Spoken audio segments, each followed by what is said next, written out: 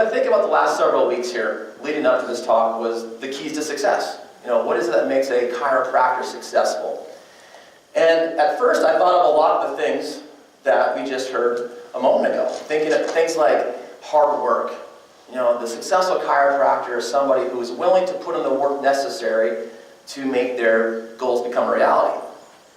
Things like we just heard from Dr. Olson, their determination. And the way I think about it is, we're all going to have obstacles thrown our way on our way to achieving our goals, but the successful chiropractor is unwilling to let those obstacles slow them down or stop them. They're going to blast through them, go over them, do whatever is necessary to make their goals become a reality. And things like, I think the successful chiropractor, like all of you, is someone who wants to always get better in all areas of life, but specifically for chiropractic. They want to get better in the adjustment. And I want my adjustment to be more specific, more gentle, quicker. I want to have a better ability to communicate the philosophy of chiropractic to the people who come to my office so that I can help them realize the benefit of chiropractic care. And I want to have a deeper understanding of the science of chiropractic. So I want to keep getting better in those three phases of chiropractic: the science, art, and philosophy. Now, although we could easily spend all day long talking about those subjects, the topics that are the subjects and characteristics that Dr. Olson just mentioned, the one that I want to talk about is equally important as all those I just mentioned, but it is almost never talked about, and therefore it's almost always overlooked. And that is identity. The successful chiropractor, they know who they are. And like we heard earlier, I'm sorry, I forgot your name, sir. James. We have to have this ability to look back and see where we've come from and have respect for the chiropractors who have come before us. Because when we can do that, when we can draw on where we've come from and have our identity be crystal clear now, we can blast into the future with great success. And the more I thought about our identity, it reminded me of an experience that Tori and I had last summer. Now, Tori's mentioned this story before. I'm just going to briefly mention it to make my point here. But last summer, we were down in California, and we were down in Huntington Beach, California. And we're walking on the pier, and it's a beautiful day. There's people all around. Surfers are out in the water, and it's just awesome. And we're walking along, and all of a sudden we come to this guy, homeless guy, begging for money. And not very old either, maybe late 20s, early 30s. And as Tori goes over to put some money into the little cup he had sitting out, does anybody remember what happens next? What does he say? My name is Philip. Right? He looks Tori dead in the eye and says, "My name is Philip." And the more I thought about that experience, what I realized, and this is where I want to mention on this in a different way, is that what he was doing at that moment was he was saying, "I have an identity." And because he still has that identity, there's hope for Philip. When you get to this point in your life where who knows what's gone wrong in his life, but he's now in a position where he's out begging for money. It doesn't get any worse than that. So things have gone horribly wrong, but he, because he still has his identity and the ability to look back, and maybe Philip at one time was a person who had great athletic ability, and he had dreams of maybe going to college and playing sports, maybe even going to the pros. Or maybe he was an amazing guitar player who had dreams of playing in front of packed stadiums in front of thousands of people. Or maybe he just was able to make anything, he could build or fix anything, and he wanted to do that with his life and share that talent. Whatever it is, the simple fact that he still has his identity, even though it's fading, he has an ability to look back on who he was, the dreams, hopes, desires that he once had, and he can draw on that to hopefully somehow get him out of the situation that he is in right now. And it worries me to think for people like that, if they lose their identity completely, they're lost. There's no hope. And I'm bringing that up because, unfortunately, I think chiropractic is a lot like Philip right now, where we have chiropractors like James who we can look back and see, we have this great identity as a profession.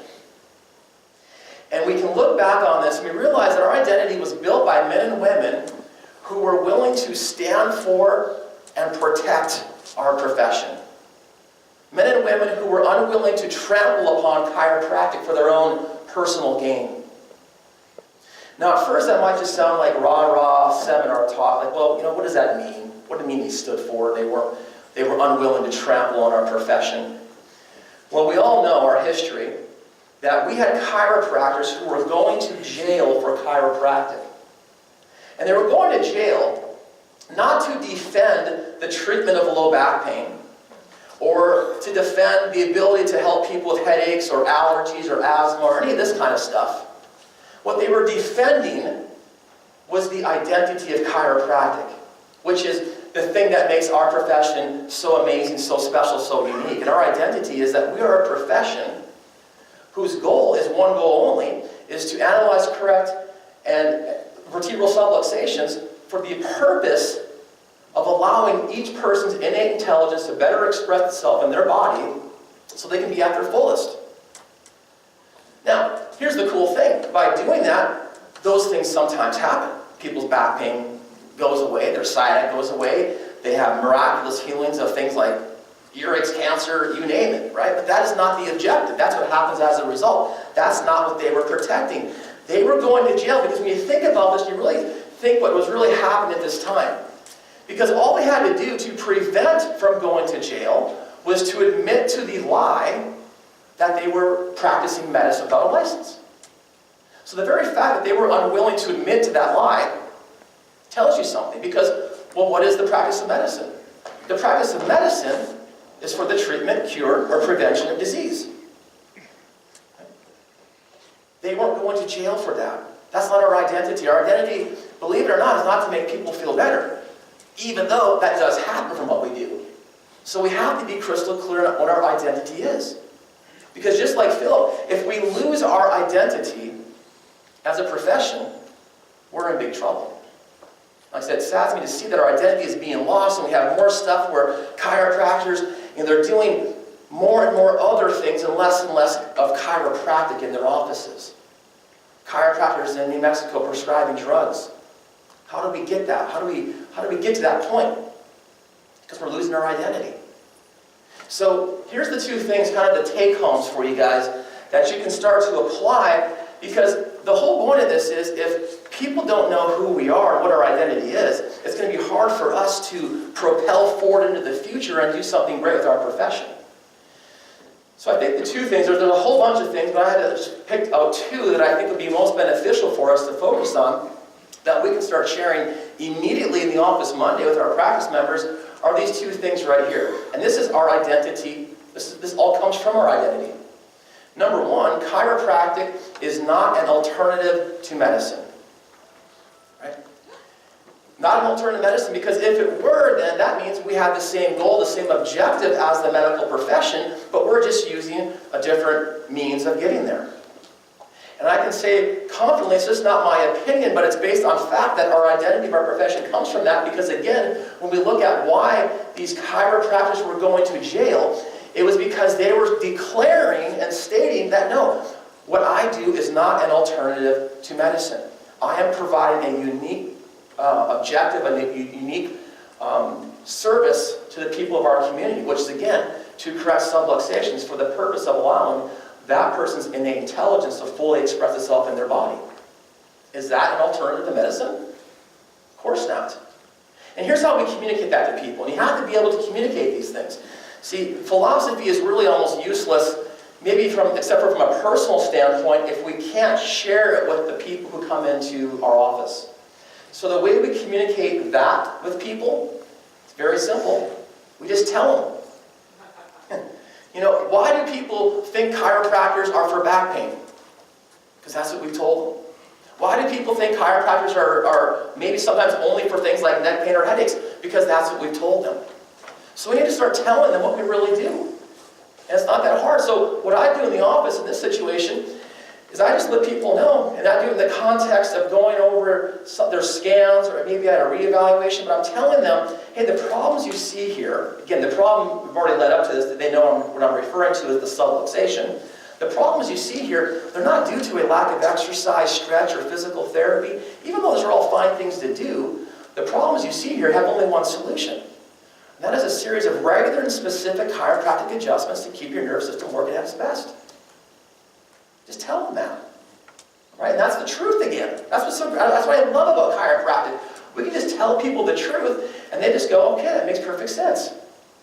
Because they cannot go anywhere else and get their subluxations corrected. And those things I just mentioned, they might help their body to be better sometimes at maintaining the adjustment. They're not going to correct the subluxation. Right? So we've got to let them know that. Otherwise, they may leave your office and think, well, I can just, that sounds good, but I'm going to go to my massage therapist, or I'm going to get some acupuncture done, or I'm going to go to the physical therapist, and they can take care of it too. And they will do that if they think your identity is somebody who's trying to treat their back pain.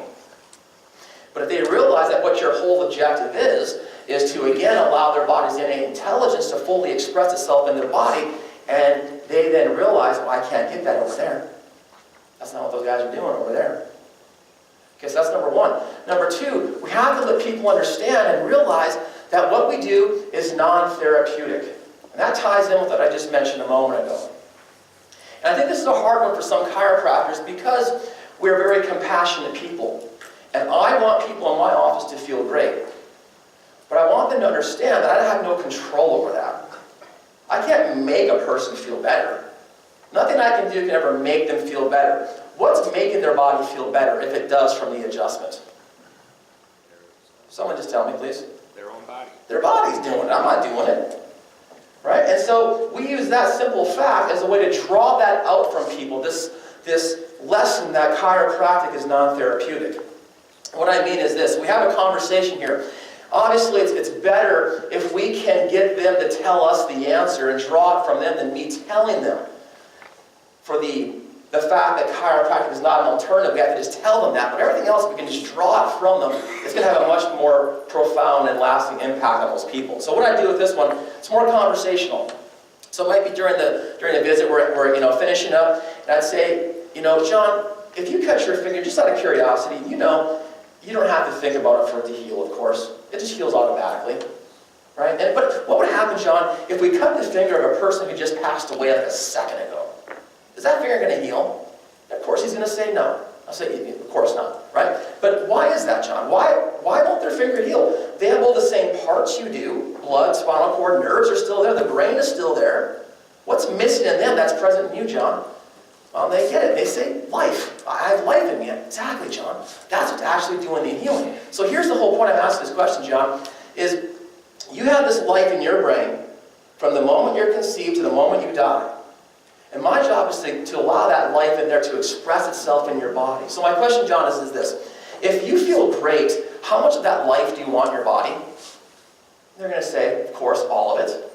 If they don't, I kick them out of the office and I say, well, John, yeah, absolutely. Now, when I get a horrible headache, then how much of that life do you want in your body? 100%. Of course. And for how long, John? For a week, for a month, for a couple of days, or maybe a year? You want that forever. That's exactly. So that's the whole point of chiropractic. I want to make sure that life that's in your brain can express itself in your body at 100% now and forever. So keep up the good work. We'll see you next week. So I'm just drawing out from him this logic that he's already aware of, that chiropractic, it's not for the treatment of symptoms or disease. Because a therapy, by definition, is something that we do for a short period of time until the ache or pain has gone away. We don't do that for chiropractic. Chiropractic is non-therapeutic. So if we can express these simple little ideas to people and help them to see those two things, well, guess what? Now all of a sudden, you've got people who are going to stay with you and be in your office forever. So what I'm asking you is simply to join me here, and I want you to really think about it. It's a personal decision. Do what you want to do. But I'm asking you to start taking a stand for chiropractic. Start protecting our identity. And maybe if you are, I don't know what you're doing, maybe you're not. And I think I'm preaching to the choir to a lot of you in here. But there might be some of you who might be kind of trampling on chiropractic. And I just think that what we have here as a profession is too great, it's too awesome to be doing that.